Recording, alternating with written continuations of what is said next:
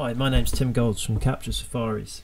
We specialise in photography tours and safaris out to Africa's most amazing wildlife events and destinations.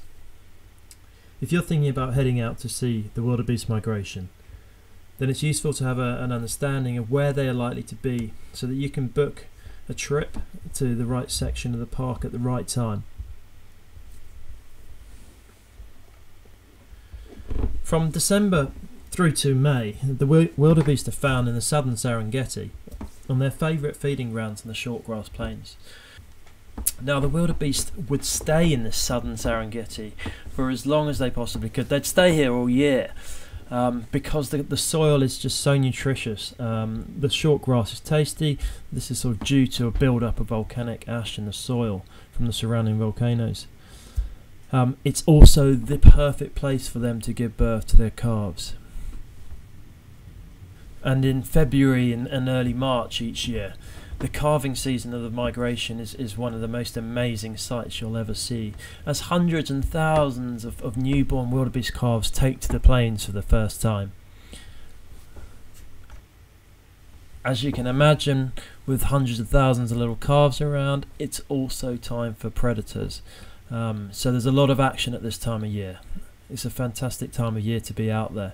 So you'll need to get a camp in the southern section of the park, generally around the Ndutu area, down in the very southern tip of the national park.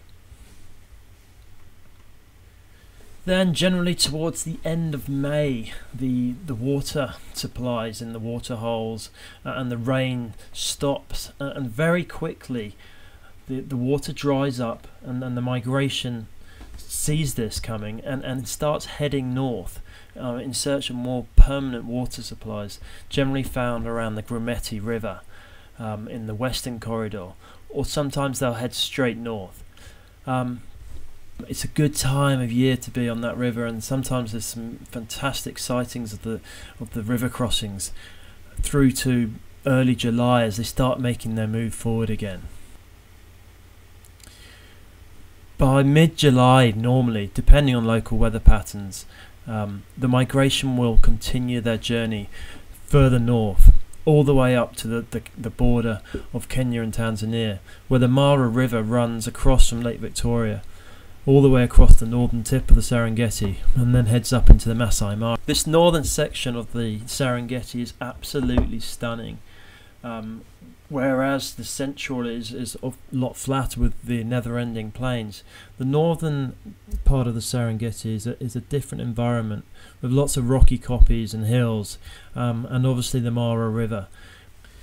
The wildebeest migration can be found in the northern section of the Serengeti all the way from August through till October. And the migration will actually cross over the Mara River, toing and froing, even daily at some times, depending on the local weather patterns. So it's not a case of it going up into the Mara and then not coming back down till October. It's certainly well and truly in the northern Serengeti over this time. So days on safari at this time of year are exciting, searching along the riverbanks of the Mara River, looking for migration, and you'll find hundreds and thousands of them piling up on the far side of the riverbank. And it just takes one of them to make the bold move of jumping in, and then followed by a huge number flooding across, much to the delight of the awaiting crocs. I remember watching my first river crossing and was absolutely blown away, almost to tears. Just the sheer volume, the sheer noise.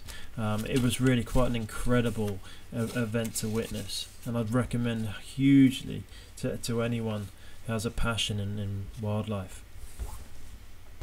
Then from the end of October, beginning of November generally, again dependent on local weather patterns, the migration begins its journey south. As soon as they can sort of sense any water, moisture in the air, they'll head off, back down through central Serengeti, with early trains arriving down into the southern plains of the Serengeti again by late November into the beginning of December.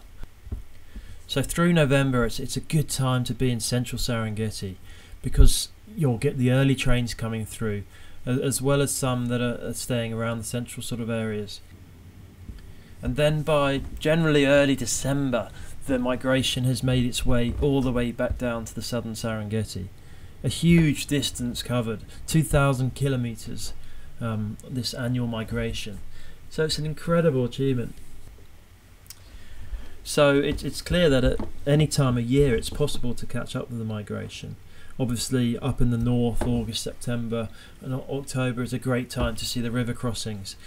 But the southern section of the park as well in sort of February, March time is also fantastic for the calving season. July again in the Western Corridor is an exciting time. And then back down again in November in central Serengeti. There's a whole array of accommodation to suit any sort of needs and expectations, all the way from luxury safari lodges down to tented camps, where you get a real feel for adventure and excitement. Do contact us and we'd be more than happy to go through it with you and find the most sort of suitable option for you and build a trip around what you need. So look forward to hearing from you.